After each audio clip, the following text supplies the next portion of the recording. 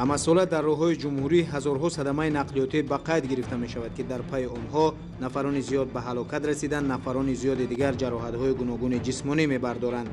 аксари нафароне ки ба садамаҳои нақлиётӣ дучор мешаванд барои ҳамешагӣ маъюбу маҷрӯҳ мегарданд. мутаассифона дар пайи беэҳтиётӣ баъзе аз ронандагон ҳамасола садҳо оилаи тоҷик мотамзада мешаваду наздиконашонро аз даст медиҳанд.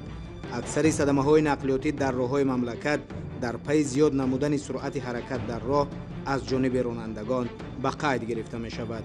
дар рӯзҳои аввали соли равон ҳам даҳҳо садамаҳои нақлиётӣ аз ҷониби кормандони раёсати бозрасии давлатии автомобилии вазорати корҳои дохилии ҷумҳурии Тоҷикистон дар роҳҳои ҷумҳурӣ ба қайд гирифта шудааст.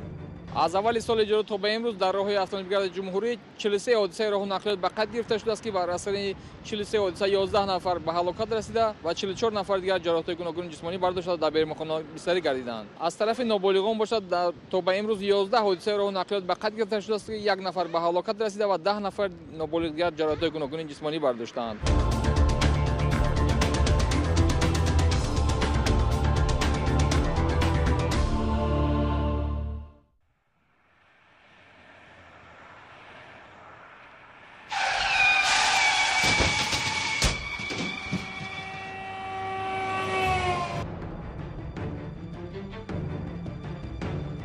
мутаассифона шунидани хабари садамаи нақлиётиву маргу ҷароҳат бардоштани инсонҳо агарчи барои аксарият як хабари ғамангез аст, вале барои оилаҳои ҷабрдида аз ин садамаҳо оғози як зиндагии пур аз машаққат хоҳад буд.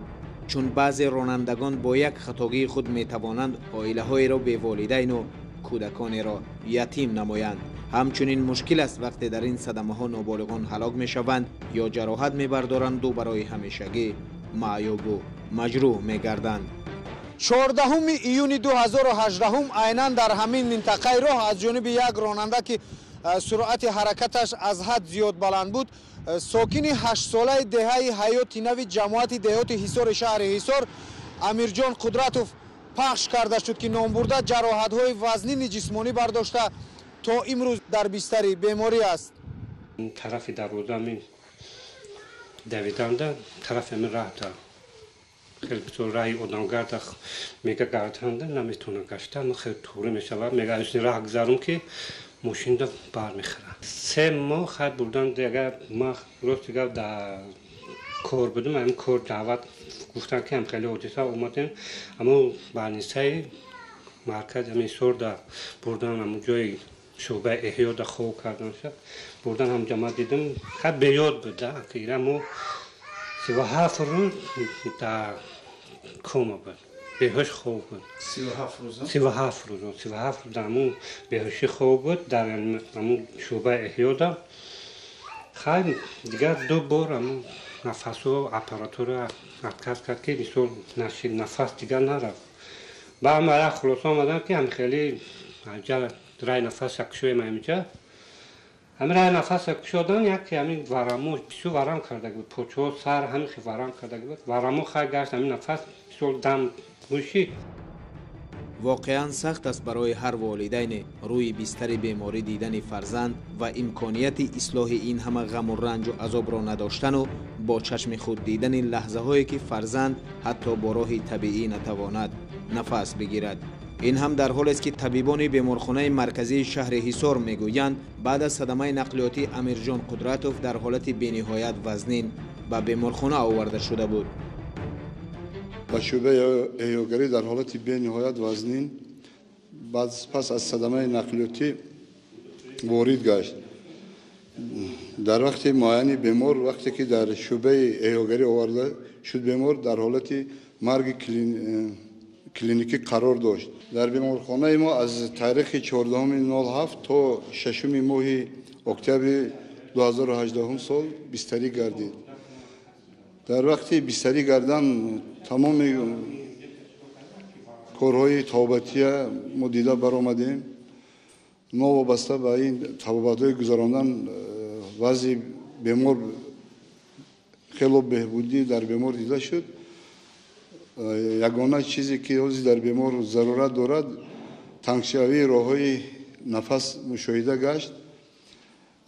با یاری طبیبان مچیتان چند مرتبه آمده آنها یاری خود را رساندن. نوابسته به این تنگشوی راههای نفس در این بیمار مشاهده می شود.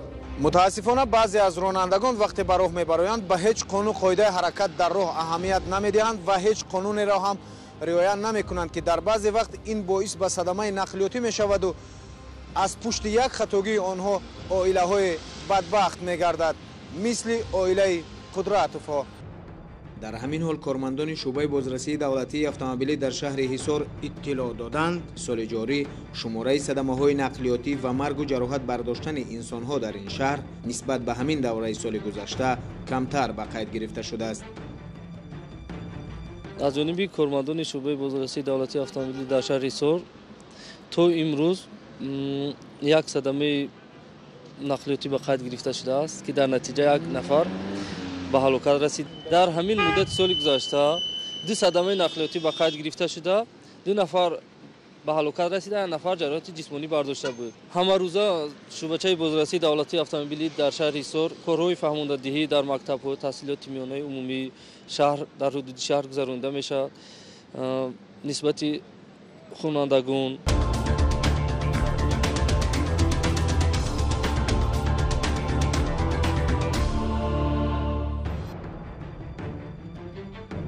امیرجان قدرتوف باید حالا با همسینفانش پشت میز صنف دوم می نشست، ولی از فاجعه‌ای به سرش آمده حالا روی بستر بیماری است و حتی سخن هم کردن نمی تواند. همسینفانش هم با وجود آنکه خیلی خرد هستند چندین مرتبه به خبرگیری امیرجان آمدند. امیرجانی که حالا میز و کرسیش در صنفخانه خالی مانده است.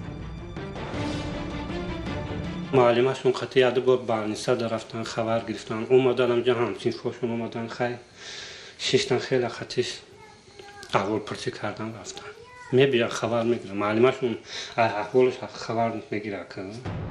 حالا مسئولان مؤسسه‌ای که امیرجان آنجا تحصیل میکرد نیت دارند برای او که اکنون بعد وزنینی‌های زیاد کمی به خود آمده است به قدر امکان درس‌های خانگی را براه مانند تا روزی که امیرجان با پای خود بار دیگر راه برود از همسینفانش در آموزش قفا نماند. طلبه با آداب بود، برای خواندن هم اهمیت میداد و کوشش غیرت میکرد که بیشتر کتاب خواند و بیشتر دانش آموزد. ما کوشش کرده ایستادیم که به امیرجان درسی از وی کرده درسی خانگی دهیم تا که از تعلیم قفا نماند.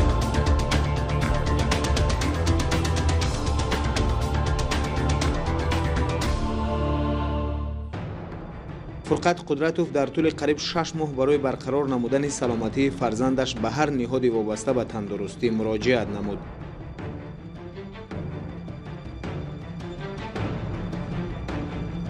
نفس طرف بالا دیگه نمیروم.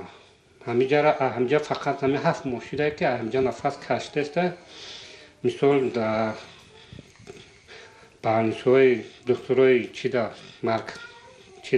شهری در مراجعت کردیم رفتیم گفتن که اینجا متخصصی همین سوحه یافت نمیشه باید که طرفهای خارجه ده و دولت تندرستی در مراجعت کردیم و دولت تندرستی گفتن که اگر همین دیگر شهر هم خیلی متخصصا بیاین ما شما را مراجعت میکنیم میبینن اگر که همینجا شوه مثل همون کار همینجا میکنیم نه که نشه میگیرن میبرن. در یک صحبتی که با طبیبان بیمارخانه مرکزی شهر حصار داشتیم آنها نیز تصدیق کردند که با وجود آنکه طبیبان بیمارخانه آنها و دیگر بیمارخانه‌های جمهوری تمام چاره‌ها را برای برقرار کردن سلامتی امیرجان اندیشیدند ولی این نوع جراحی تنها در بیرون از جمهوری امکان پذیر است چون جراحی برقرار نمودن راه‌های نفس‌کشی و نطقی در داخل جمهوری اجرا نشدنی بوده است.